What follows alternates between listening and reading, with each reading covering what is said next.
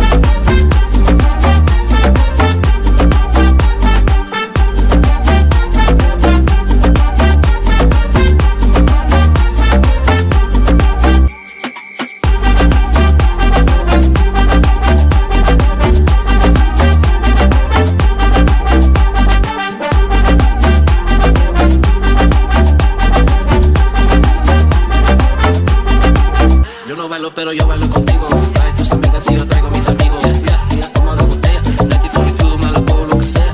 Ella dice papi vete conmigo que yo bailo contigo. Trae tus amigas y yo traigo mis amigos. Ella toma de botella. 1942, me la puedo lo que sea. Ella dice papi, papi, papi.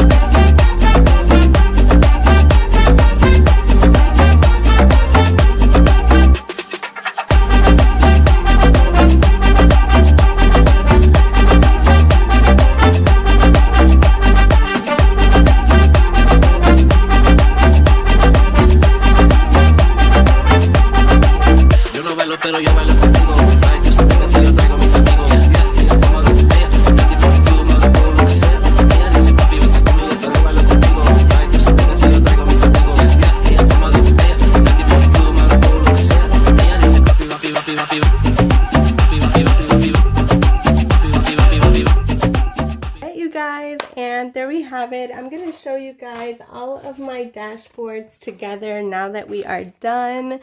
This one, I have to say, it was a little bit of challenging because I felt like I was starting to run out of like the type of stickers and cards that I wanted to use for like decor. And I was like, oh my gosh, I need to make sure that I make this work.